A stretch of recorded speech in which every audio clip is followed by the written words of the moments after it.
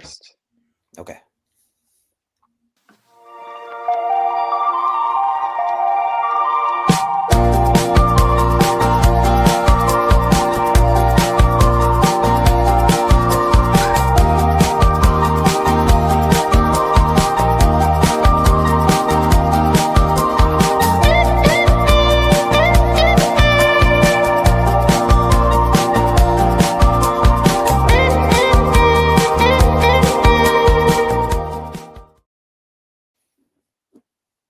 Hello, everyone. Thank you so much for joining us today for our live Q&A with me, Dr. Davis, and Dr. Jeff Pierce. We are so happy to have many of you here waiting to join. I apologize for being a few minutes behind, but you are in the right place, and we are here to answer your questions today. One thing is we are not able to stream today on Facebook. Obviously, if you're watching, you're either on YouTube or LinkedIn today or Instagram also. But we will be posting this again on Facebook after we're done. So, all right. So welcome, Dr. Pierce. How are you today? I'm doing well. Thank you very much. Good, good. Good to see you. I think we've got some interesting things to talk about today. You mentioned to me before we started that you recently did a talk on inflammation, so we could maybe touch on that a little bit. And then the other thing was these new dietary guidelines that just came out. I think that probably a lot of people are wondering, what's that all about? Is there any evidence behind them? So that could be also another topic that we could touch on today. But why don't we start out by asking where everyone is joining from, who here is watching. Looks like, let's see here, if we've got Cheryl, who's here. And Jim, thank you.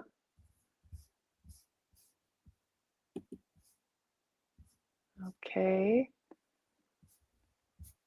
Let's see, we've got, I assume that this is Jim from North Carolina. Welcome. Thank you for watching. Got somebody here from Allen, Texas. Wonderful.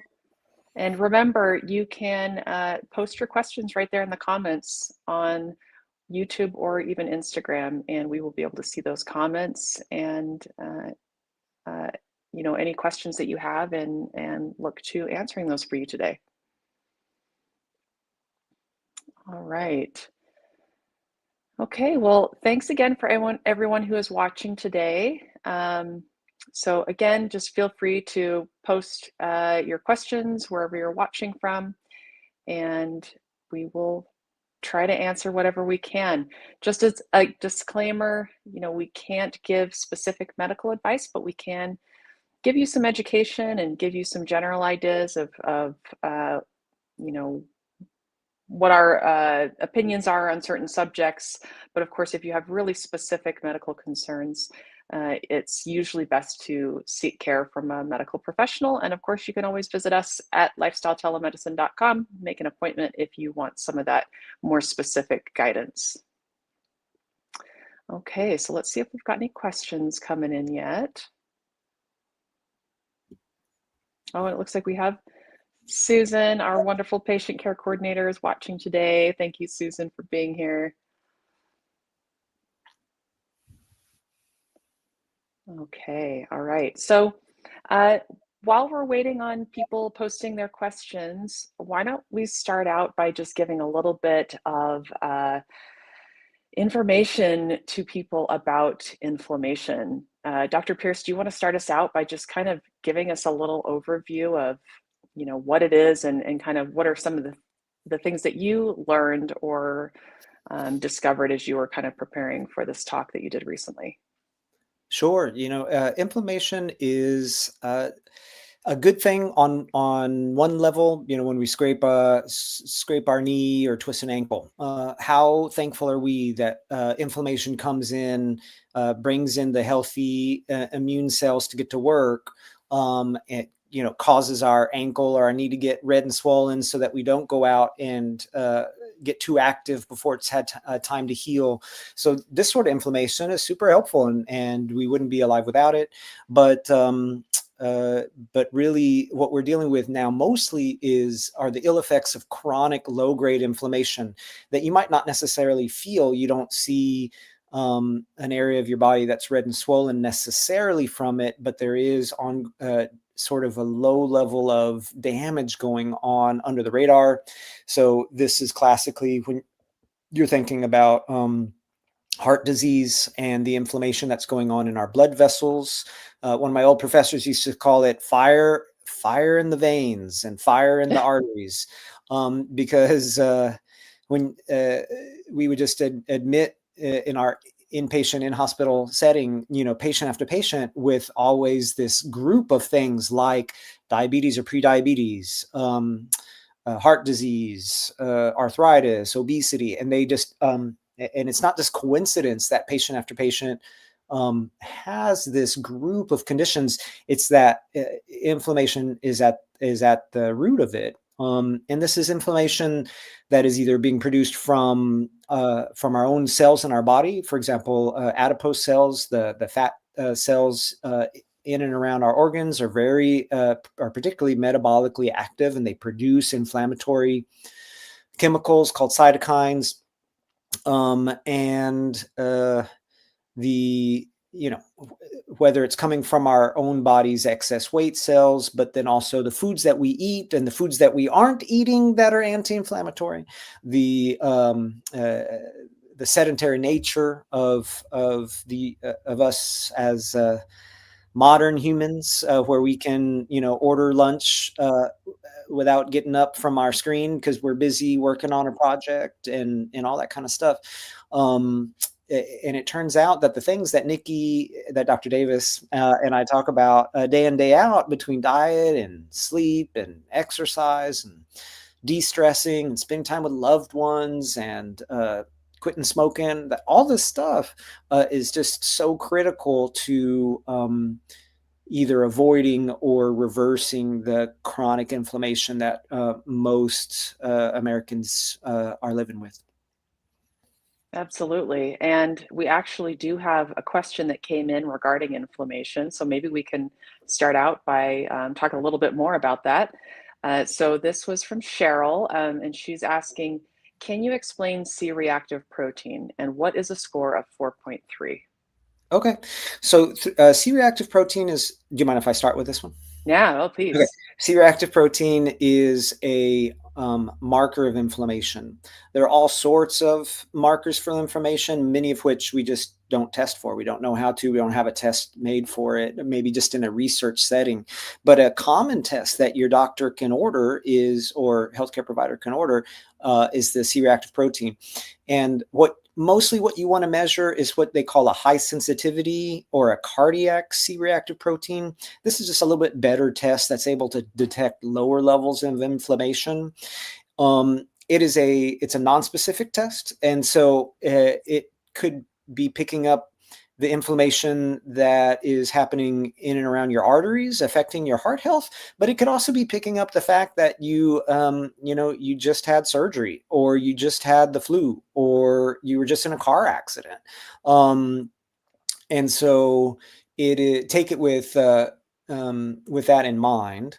But if you feel perfectly healthy and you haven't recently had a surgery and your CRP is elevated, then you need to talk with your doc, or have a consult with a lifestyle medicine practitioner and really talk about, what can I do to lower my inflammation.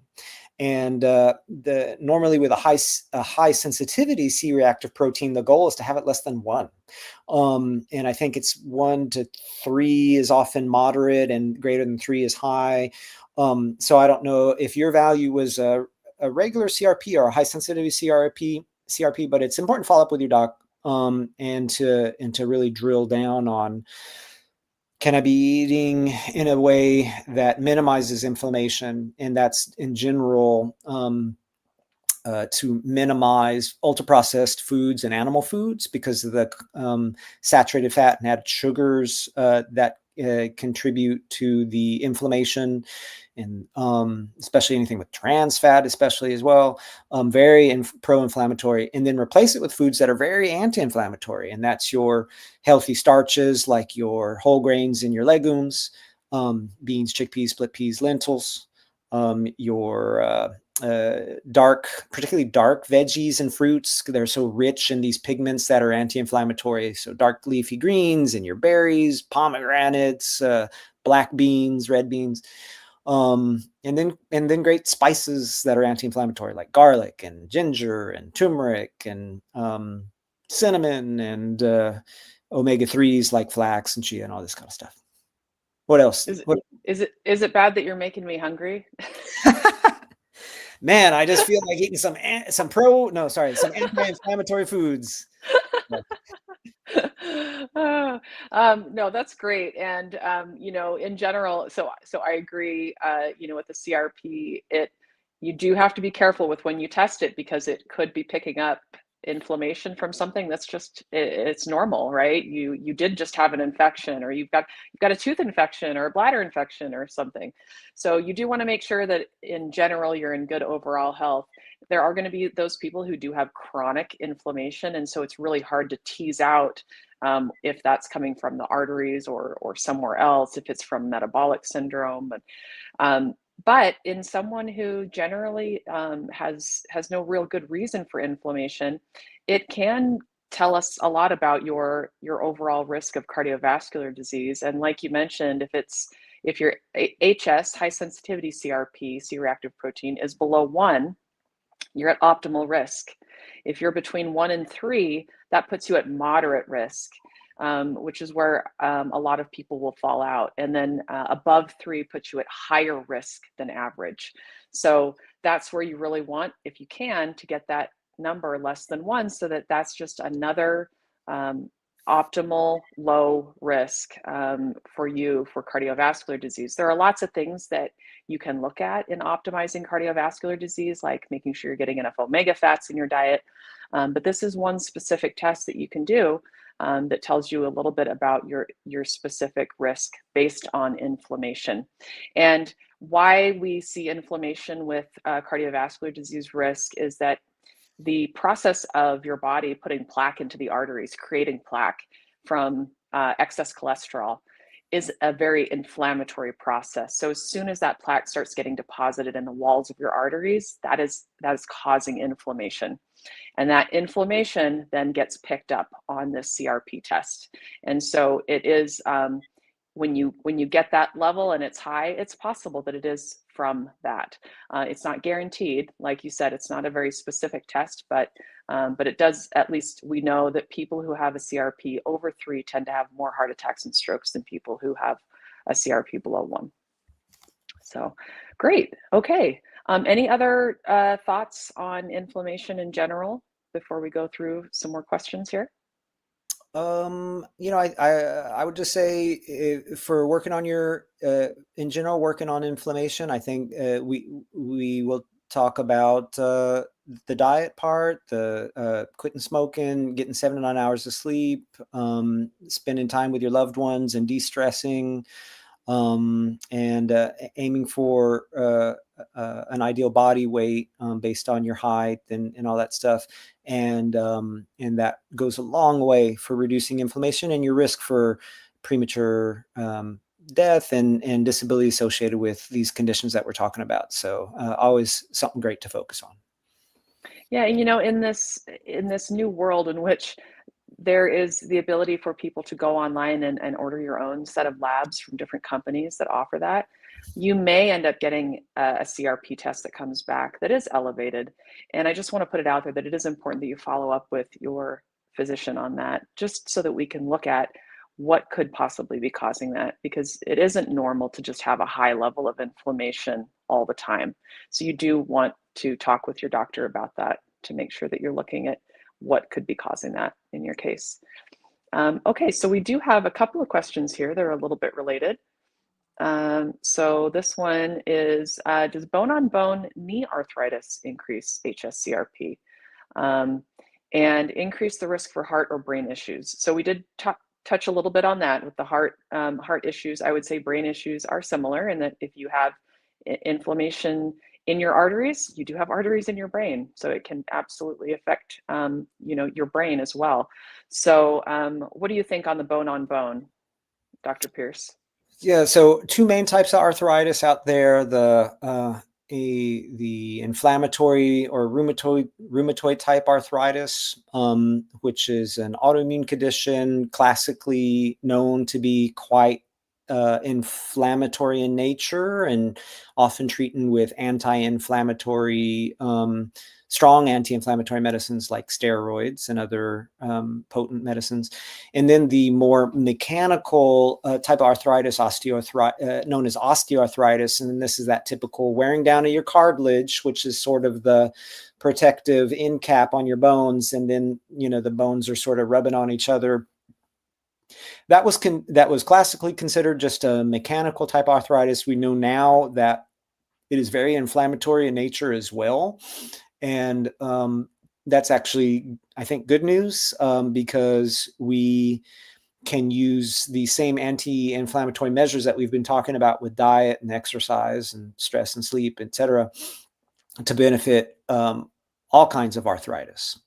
I don't know if having, say, bad osteoarthritis of your knee necessarily leads to a very high CRP.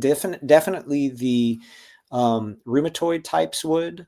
So I'd have to double check on that. But from an inflammatory standpoint, yes, definitely if you have osteoarthritis, bone on bone type stuff, there is inflammation going on, and these measures will help. Yeah, and typically there is a kind of a lower level of inflammation going on with something more like an osteoarthritis, but you can get flare-ups where you do get, your knee swells up a bit more, and that can cause that CRP level to go up a little bit. But yeah, in general, it's usually the autoimmune conditions like rheumatoid arthritis that really cause that spike, that jump up in that CRP level. Okay, and then this is an interesting question we have: is tinnitus or tinnitus caused by inflammation in the brain and not the ears? Well, I was just talking with a patient today actually about tinnitus, and talking about how as we age, we tend to lose those higher tones in our hearing, and as that happens, your brain's response to that is to cause this tinnitus, that is this ringing in the ears. So it is a normal part of aging that as you're losing those high tones, you can get some of this tinnitus with some of that hearing loss over time. So technically, that is not. The tinnitus comes from the brain, but it's not inflammation in the brain that's causing that. That's just losing those higher tones as you get older. Anything else that you'd add, Dr. Pierce? If you find a cure for tinnitus, let me know. I know. Too many. I play saxophone. Been to too many concerts. All sorts of things. There are many causes of tinnitus or tinnitus. So chat with your doc about it. Right. Some of it's just due to too much loud noise, but other types are vascular, and you might want to check that out. But yeah, it is damage, not to that. Not to the outside of our ear, but the nerve component of our inner ear, but also vascular stuff. So yeah, definitely worth talking to your provider about it. And if you find the cure, let me know. All right. Okay. Let's see. Oh, this one, I don't know that I know the answer to this, but let's see what we think here. So how harmful are commercially grown coffee beans? I read that they are very toxic to consume due to all the chemicals that are sprayed, and also that they might have mold. Do you have any information on this? Do you know anything about that? So what I do know is that the vast majority of studies on coffee, and there are a lot of them, the vast majority of studies on coffee show that it's beneficial for health. And that's true both for caffeinated and decaffeinated. So if you want to minimize substances that alter you, drink decaf, right? I remember drinking. I mostly drank decaf, but I drank a little bit of both. I probably on average have 2 cups a day, one of non and one of decaf, one of caffeinated. And I remember somebody who was watching me drink a cup of decaffeinated coffee, and they're like, "What's the point?" But the point is that coffee can be healthy, particularly if you're not drinking excessive amounts, and it doesn't need the caffeine part of it. I believe it's the number one antioxidant that is consumed in America, and that's probably in large part because Americans do kind of a poor job of eating anti-inflammatory foods, so we get it from our coffee instead. But the vast majority of studies show that they're good. And so while some coffee beans may have mold or, have been sprayed with chemicals, when you look at the studies just show that the health benefits are great. Don't drink, 10 cups a day. I think the sweet spot is probably, 3 or less a day. Yeah.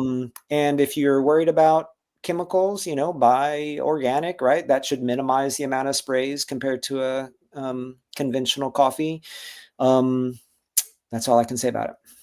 Yep. No, and I agree with that. I think, if you're concerned, just finding good quality organic coffee beans. But in general, it does seem like the benefits of the antioxidants outweigh any possible harms that coffee would cause, as long as you keep it to a 2 to 3 cups a day and not 6 to 10.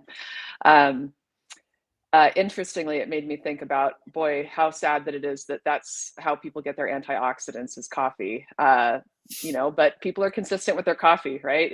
If you're a coffee drinker, you don't miss that cup of coffee in the morning. But that also, the way that we get our potatoes is through French fries. So people get Yep. a lot of potatoes, but it's because they're eating a lot of French fries, which is not a good thing. I would not recommend that that's how you get your potatoes in.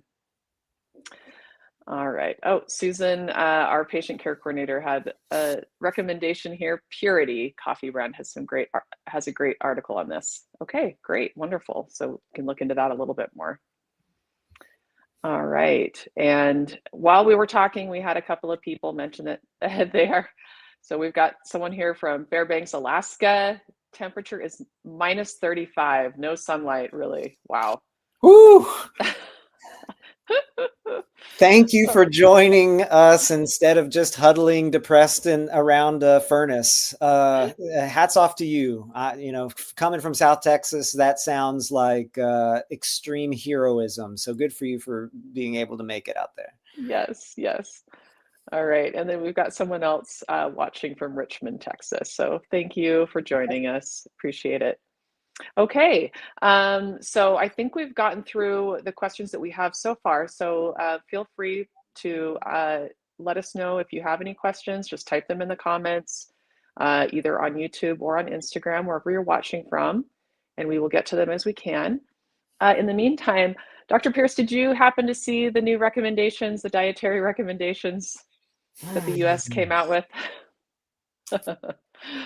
Yes, I have not read, to be fully disclosing, I haven't read the actual document, but I've looked at a summary and journal articles about it, and so I'd be happy to talk about this very interesting topic. Yes, yeah.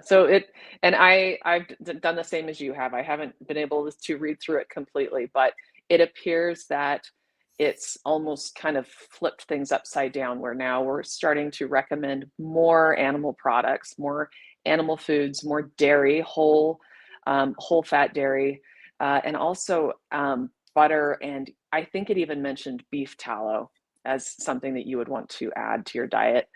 And my first thought on this is, boy, this is absolutely not evidence-based, unfortunately. We have so much evidence that supports a higher plant food diet and how that can support your health and longevity.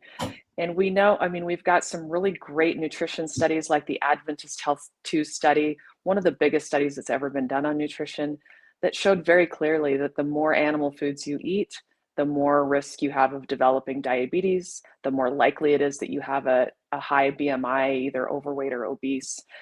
So And then we also know that by eating animal foods, and especially saturated fat from animal foods, that increases your risk of cardiovascular disease, which is our number 1 killer in America. So I'm definitely disappointed in these new recommendations. I feel like we're taking a step back. I've been seeing the trend that it seems like it's been actually improving over the years recently, and unfortunately, this is absolutely a step back and is not evidence based.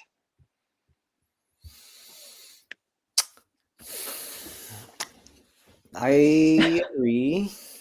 Um, maybe we'll start with we'll add the positive things, right? Please. And I'm saying he, right? And unfortunately, Oh, this just feels like an RFK document. yeah, And there, something as important as this should never be a one person thing. Now, he had a panel of experts work kind of in secret, it seems like, on the guidelines. So it's not just him. But it turns out that 5 of the 10 on the panel disclosed recent or current financial ties with the beef industry and the pork industry and the infant formula industry and pharmaceutical industry. And are these the sorts of folks that we want to come up with guidelines that affect all of the Americans and that really steer policy for what shows up in foods and prisons and hospitals?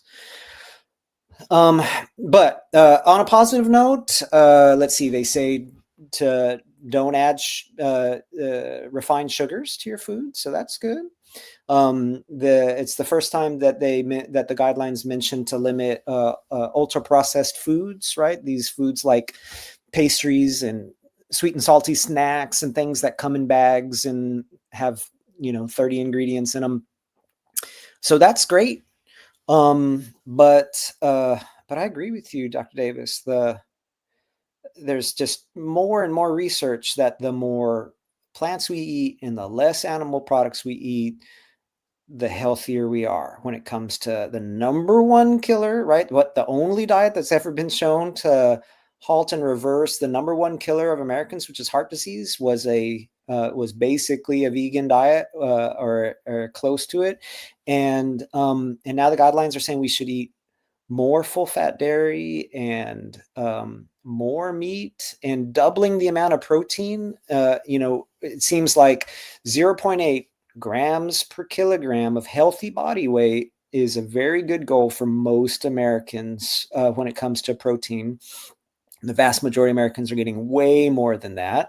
And they've increased their recommendation to 1.2 and 1.2 to 1.6 grams per kilogram a day. And do you think the pork industry and the beef industry and the dairy industry had anything to do with that? That is just so contrary to what the medical science shows, um, and focusing, of course, all those animal foods that are high in protein tend to be very high in these unsaturated fats. Right? The American College of Cardiology has been telling us, like, the group of doctors that are in charge of keeping our heart as healthy as possible have been telling us to limit the red meat and processed meat and saturated fats. And now these guidelines come out completely against that. So it's infuriating yeah, to see that. yeah, absolutely. And it is unfortunately probably very tied to money interests. It's certainly not going to, we're not going to see improvement in health if people start following these guidelines. We're going to see further deterioration, which is what we're already seeing over time. We're seeing people get sicker and sicker.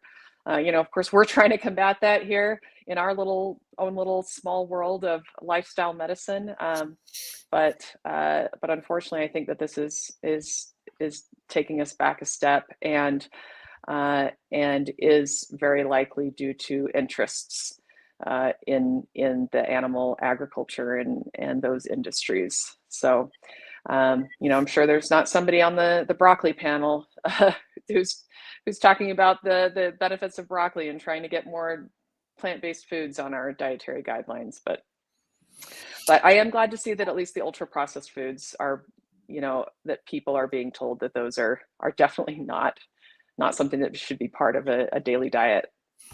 Yeah, don't feel like all of a sudden all this new research came out that they discovered in the last couple of months that says, "Oh, you know what? Actually, we should be eating more saturated fat. We should be eating less plants." And there's great research to back this up. It's a lot of the parts of these guidelines are going against decades of research, and that sounds kind of criminal. Yeah, I agree. All right. So we did have a couple more questions that came in. And this is actually somebody who wants a dietary recommendation. So he's asking for an 80-year-old male with osteopenia. He read a book that recommended an alkaline diet and limiting protein to help with bone density. So I can start. So I would agree. Whenever you're eating animal specific protein, not just protein, but especially animal specific protein, you are getting a more acidic diet. You have more of these sulfur bonds that are basically like a negative charge that your body needs to deal with. So whenever you have a lot of acidity in the body, one of the ways that your body deals with that is by leaching calcium from your bones, which is a positive charged um, mineral, and using that to basically buffer that acid. And so that is a possible way that people could be losing their bone density, is just through that process. Of course, one of the other things to be aware of is that it's very common for bone density to decrease as we age, especially in postmenopausal women. And then also in people who are either low or low normal BMI. So when you don't have a lot of weight on your body, your body's very efficient, and it's not going to give you really super dense bones if you don't have a lot of weight to carry around, right? And if you're not doing a lot of excessive activity that causes your body to improve the density of your bones so that you can have strong bones every time you jump off, the I don't know, jump off of something. Like my son, he's always jumping off of things, right? Um, but if you're not doing that, if you're not really doing activity that needs to have good bone density, and if you don't have a lot of weight on you, your body is going to do what it thinks is best, which is give you bones that will support what you need, which is to carry your body around. Um, so in order to improve your bone density, and which is basically what we're doing, is trying to decrease the risk of fracture ultimately, right? Having low bone density in itself isn't necessarily an issue unless it leads to a fracture. That's really what we're trying to prevent. And so you can trick your body into increasing the bone density by having more weight, which is, I wouldn't suggest eating a lot of beef tallow and butter to gain weight, but you can, do weight bearing exercises. You can carry weighted backpacks, or wear weighted vests. You can do, strengthening exercises, and use weight training and resistance training. So you can, in a way, trick your body into making your bones more dense. And things like, doing jumping jacks or jump rope, and things that are really putting some pressure on those bones will help those bones improve bone density. And then the other really important thing is to make sure that you are doing whatever you can to prevent falls. So if you already know that you have slightly low bone density, and we didn't mention this at the beginning, but osteopenia is found to be a lower than normal bone density, but you're not quite to that osteoporosis. So there are different levels. It's almost like when you're diagnosed with pre-diabetes versus full type 2 diabetes, right? It's just kind of a step toward osteoporosis. Preventing falls is huge, and that's where you can do a lot of those core exercises, balance exercises, Tai Chi, doing things where you feel really safe in your body that you can get around without tripping easily. And then just looking around your house and making sure you don't have those tripping hazards around the home.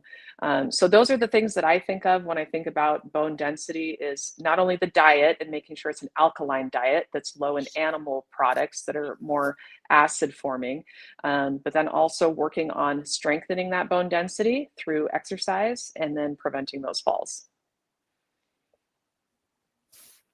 What do you think, Dr. Pierce?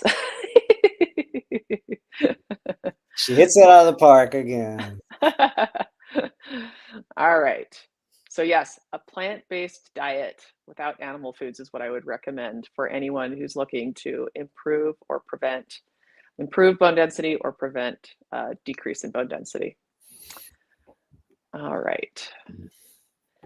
Oh, and somebody's asking about rebounding for bone density. So rebounding is those fun little trampolines, a little mini trampoline that you can jump on, and you can buy just a little trampoline, or they have them with handles so that you can feel safe while you're jumping. I've done that before, where I just put on some music and just kind of go crazy. It's a lot of fun. I do wonder about how good they are for improving bone density. I don't know that I've ever seen if there's any data on that or not, because typically what I think of is if you're jump roping, you're pounding. So as you're jumping up and down, you're pounding on the ground over and over again. And so that is causing those little micro cracks in your bones that end up kind of signaling your body to increase the bone density in those spots. So rebounding, because it's a trampoline, you're not really totally getting that same pounding sensation that you would with jogging or with jump roping. So I'm not sure how good it is for increasing bone density. I would assume it's at least better than maybe swimming, where that's not really helping bone density at all. But it's fun. It's a great way to get some cardio exercise. From what Are you looking it up for us? Well, I'm looking it up again to see if something's changed, because the last time this came up, it looked like it did not help with osteoporosis, but it helped with balance. And balance is so important for falls, that fall prevention, that it could be helpful. And I just looked in a medical search engine, and it shows promise for improving balance, functional mobility, strength, and reducing fall risk in older women with osteopenia, though evidence for significant bone mineral density improvement remains limited. So yeah, just like Dr. Davis was saying, that it's so much more than like, am I getting enough calcium, or are my bones sort of thin appearing on a DEXA scan or an X-ray? Are you going to fall? Can you, and so maybe rebounding and doing similar things can help reduce your risk for a fall. And that's quite important. And by the way, what a fun way to improve your balance and work on that, right?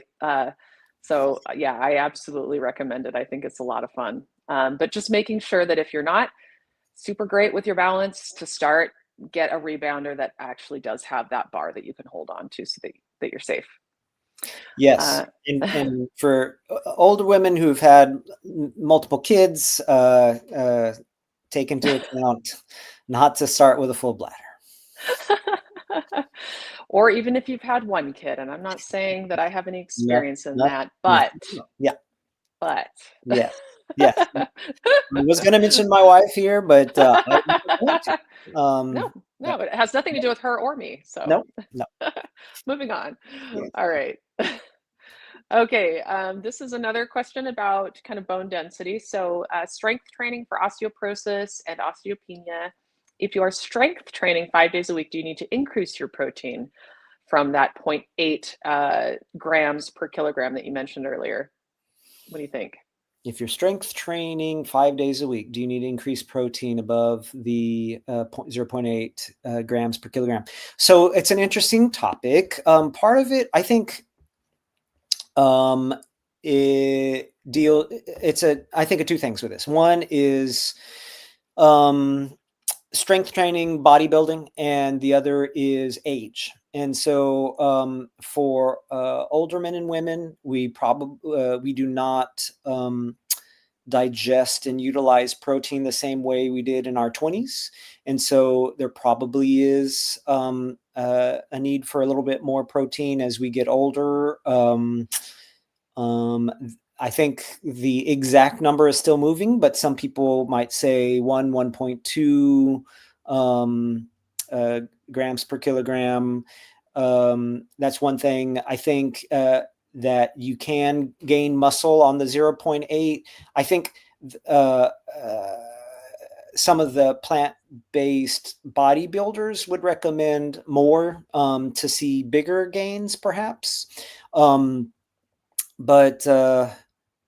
the that's I think that is a more important, the more elite athlete you become. And just that, even if we're working out, the average Jill and Joe don't need 2 grams per kilogram and some of these other crazy numbers that you'll hear. And if and before you change how much protein, this is in general, before we change how much protein we're getting, it's probably a good idea to calculate how much protein you get for a week just to see. And just about everyone is getting more than the recommended amount of protein already, based on just the big availability of protein in our diet. And just one more sort of thing to throw in there that makes it even more confusing is that high protein diets, particularly high animal protein based diets, seem to be counterproductive for longevity. And so protein restriction um, in many species, including mammals, tends to be protective and more likely to lead to living longer. So just another Yeah, element. love it. And especially if you make sure you incorporate beans as your protein. People who eat beans tend to live longer than people who don't. So then if you want to take advantage of that longevity, but still get a good protein source, go to beans or legumes, beans, peas, lentils. All right, perfect. Okay, so somebody heard, going back to the rebounding, somebody heard that it's also good for lymph flow. Interesting.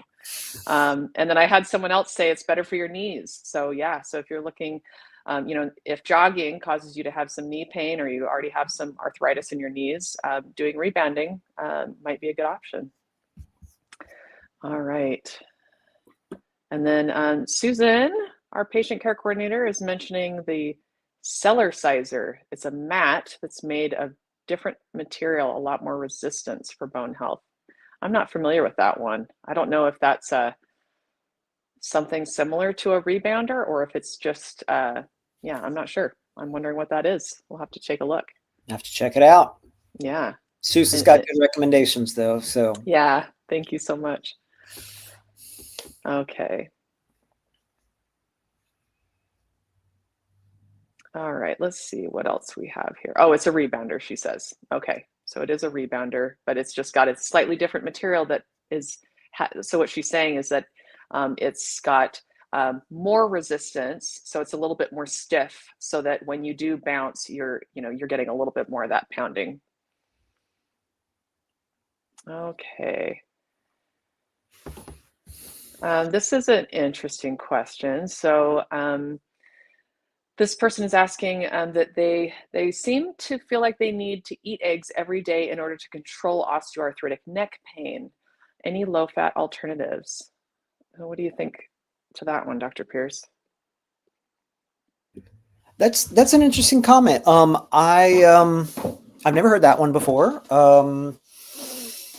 I generally think about eggs as more pro-inflammatory, because in general the animal products tend to be more pro-inflammatory and plant products tend to be more anti-inflammatory. And so if you wanted to try something that had protein and was like eggs, but you would like something that's low fat, and that might be even better for inflammation, I would think of a couple, two things come to mind. One would be a tofu scramble. And, to a habitual egg eater, tofu scramble at first seems kind of crazy. It sure did to me when I switched over. But you can use either soft or firm or extra firm tofu. My wife, when she makes it, uses soft. When I make it, I use the extra firm. But basically, um, I generally will do some vegetables like a little onion, garlic, and pepper, and then and saute those in a little bit of water, and then add in the tofu, and then add a mixture of like cayenne, a little cayenne if you want heat, but paprika, turmeric, and nutritional yeast, which will give you the color of egg and a nice flavor blend. And then if you want, you can put a little bit of what they call kala namak, or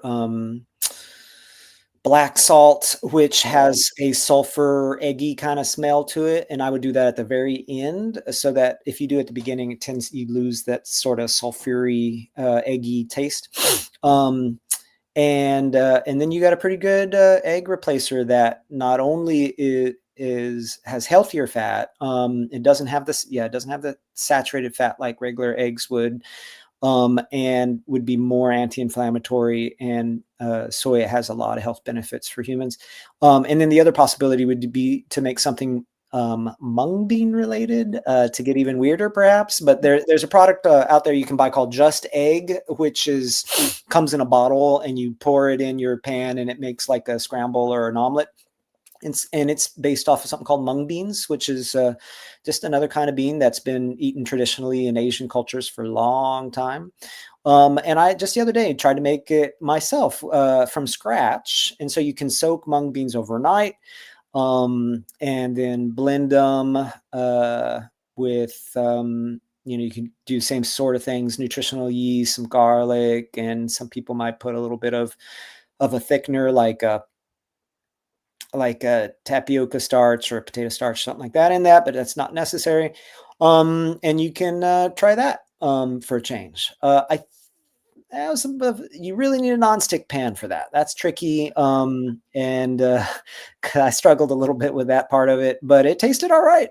Those are a couple alternatives for you. I was just going to ask, how did it turn out? It was It okay. stuck to the pan.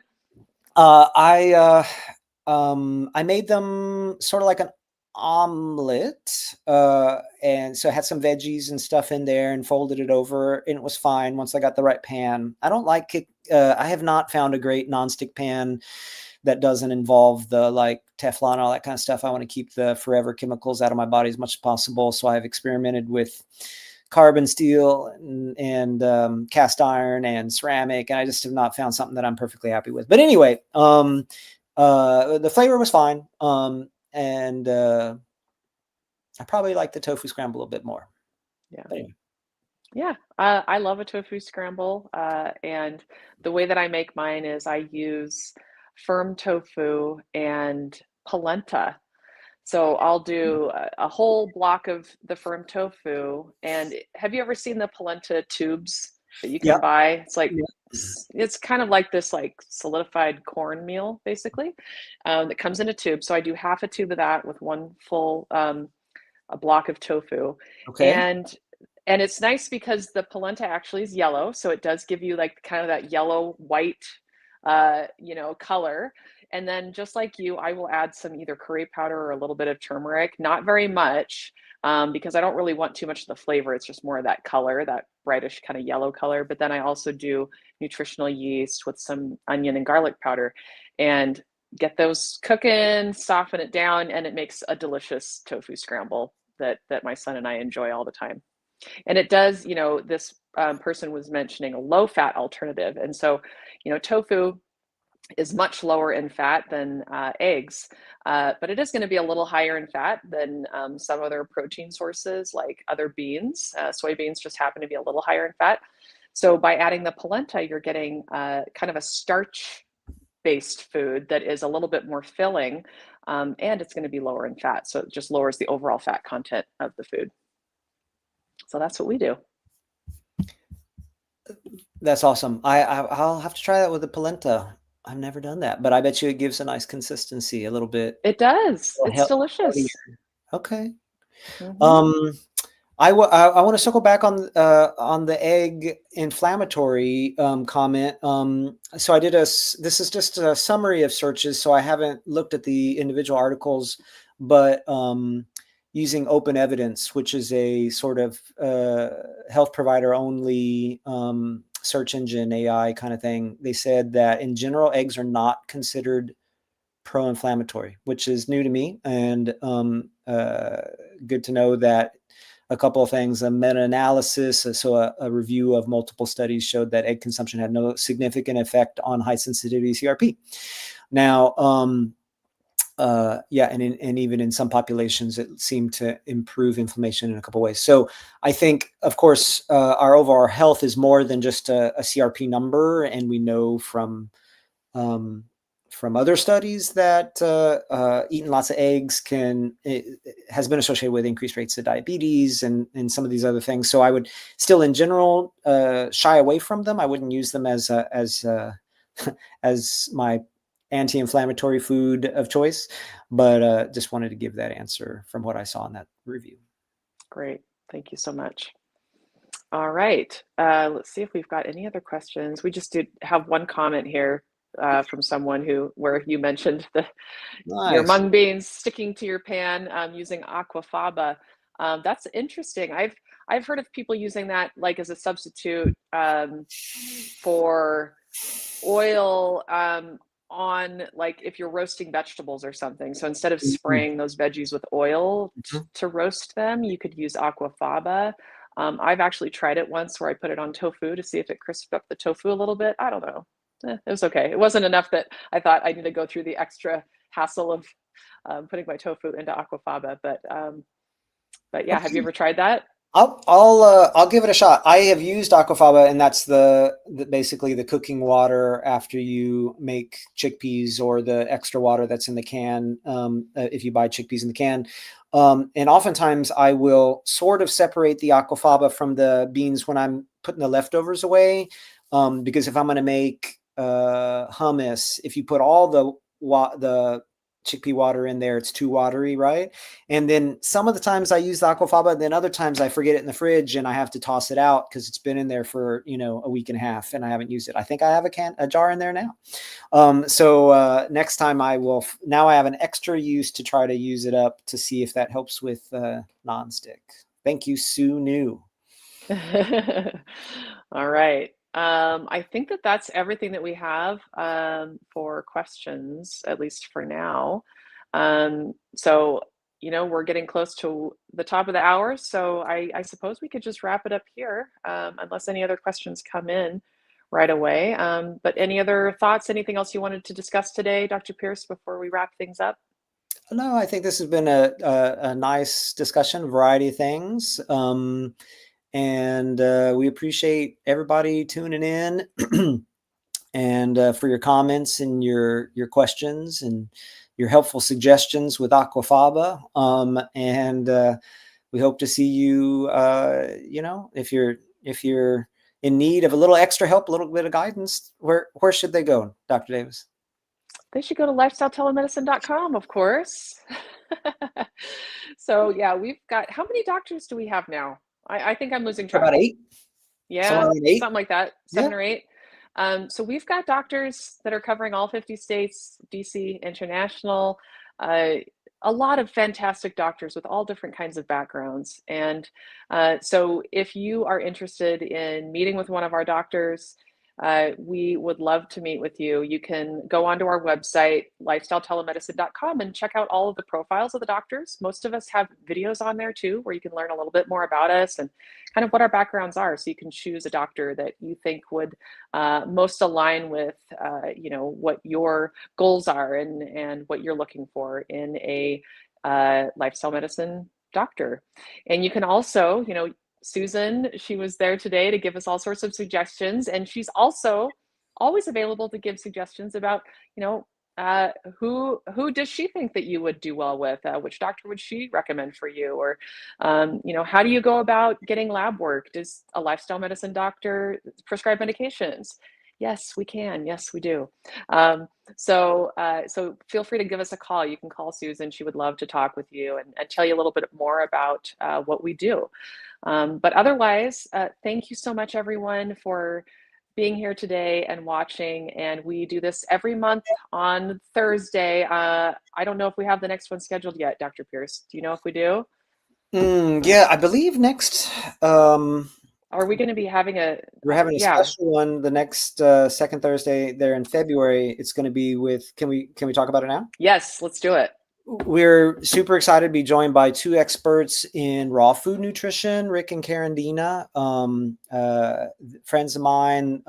We live in the same town, actually, and they are just super smart and well versed in how can we introduce more raw foods into our diet. What are some ways that those foods can help maximize our health? And so we're going to be chatting with them, and we'll be taking questions. That's going to be on February the 12th. Yep. So Thursday, February 12th, and I have that it's going to be at 11 a.m. Pacific time, which is noon Mountain or 2 p.m. Eastern. So February 12th, so a little over a month. So we would love to have you join us, learn more about raw nutrition. I'm certainly excited to learn more from them. So I'm glad that we have that set up. So that'll be a fun one. That'll be a special Q&A that we'll have. Cool. All right. Well, thank you again, everyone, for joining us. Thank you again, Dr. Pierce. It's always a pleasure having you here. My pleasure. Thank you. All right. Bye, everyone.